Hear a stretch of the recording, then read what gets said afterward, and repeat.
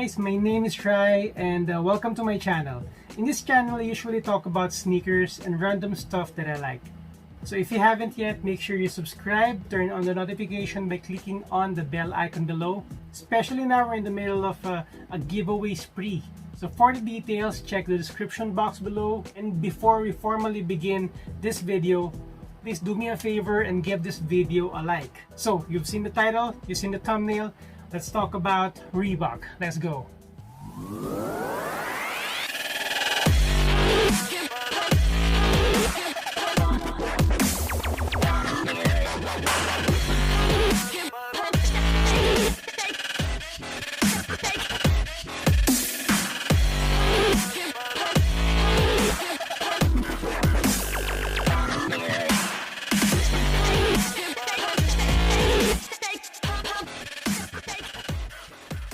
So again, welcome to the channel, and in this episode we're going to talk about the Reebok Pump briefly because we are going to unbox a pair later. Maybe do a review of sorts, an on-fit, and maybe some style suggestions, some style pointers or not. Anyway, let's begin. The Reebok Pump was created by Paul Litchfield together with the Reebok Advanced Concepts team back in the 1980s. Now let me start by giving you a short backstory or a history lesson.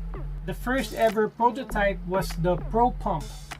It was actually more advanced than what they ended up putting out in the market. The Pro Pump had a dial on the lateral side and it actually pumps up and tighten when you walk in them.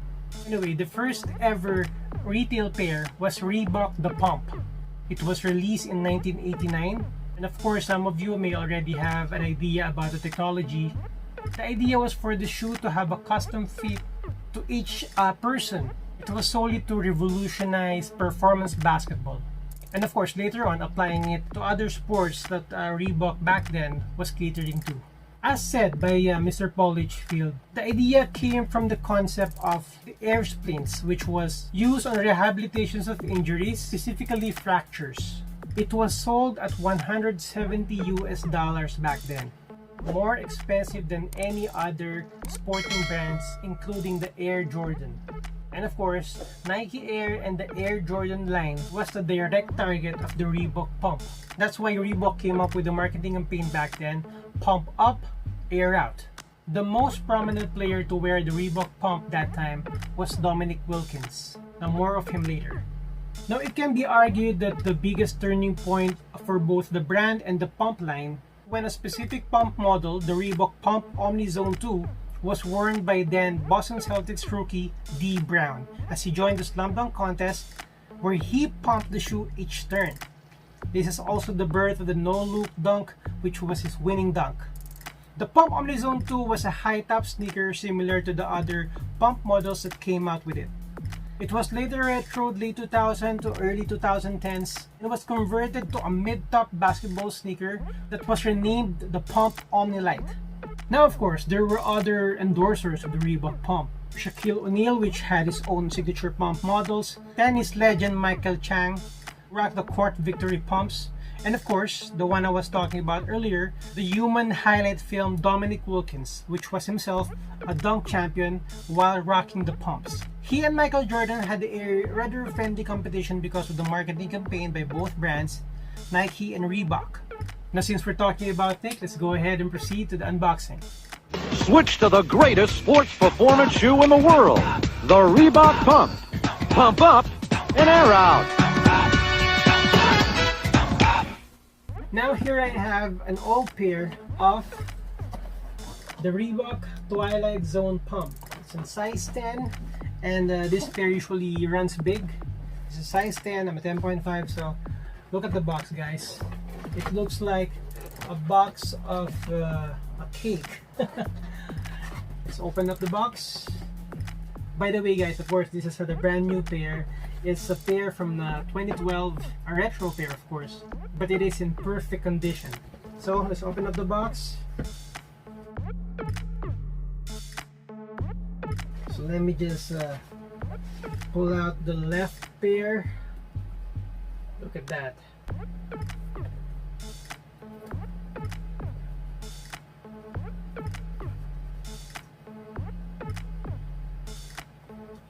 and the right pair. There's this hang tag over here, and of course outsoles.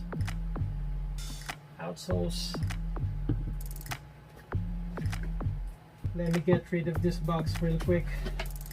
Alright, so the shoe. Okay, let's talk about the materials used. The upper of the shoe is made of leather. Good quality leather, guys. The sock liner has this very funky design. And of course, the pump. The pump in its orange basketball trademark. And at the back of the tongue, it says here, Twilight Zone. So, the outsole is a typical rubber outsole. And just look at the unit here. This is the ERS, or the Energy Return System. I'm not really sure if this still works, but yeah, this was also one of the technology used by Reebok back in the late 80s to early 90s. The Energy Return System predates the Hexalite technology and the DMX. Now, of course, this is a high top, similar to the Reebok Pump. And the actual shoe D Brown rocked in the slam dunk contest, the Reebok Omni Zone 2. This was a Dominique Wilkins signature shoe. So this is what he was wearing back then when he was competing with the greatest of all time, Michael Jordan. Now, the flashy colors, of course, it's 80s, the neon was a thing. These days, you won't encounter the term neon anymore. They usually call this Vault, or the Vault colorway. So the laces are neon yellow or neon yellow green, and it has actually, let me check. Oh, there's this extra white lace if you want to make it a cleaner looking pair. But I like me some neon laces here, so this stays.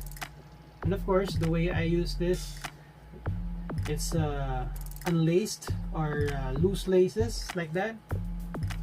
So later I'm going to show you some on-fit shots of me wearing the Twilight Zone pumps.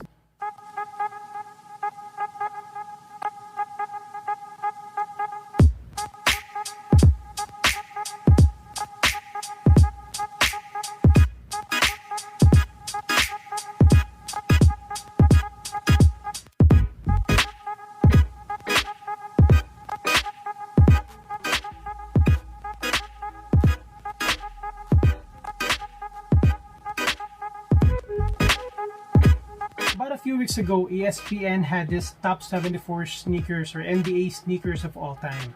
Of course, I was disappointed because the Reebok Twilight Zone was left out and they had the D Brown model wrong. So I think it's wrong, it's criminal that you left out such an iconic pair and then you include one which is technically not the pair that you want to talk about. Anyway, this one is an iconic basketball pair worn by Dominique Wilkins. But I want to throw this question to you guys. If you can pick from Kanye, Travis Scott, or Virgil Abloh to work on this, who would you choose? And do you think it would sell out just like the pairs that they're actually putting out now? So feel free to comment down and let's have a conversation below. Again, I have this ongoing giveaways. All the links are in the description box below. You have to be subscribed to this channel. Make sure to be part of the notification squad. Click on the bell icon below. Follow me on IG, follow me on Facebook. So that's it for now, guys. Thank you for watching and thank you for supporting the channel. Y'all take care and I'll see you on the next one.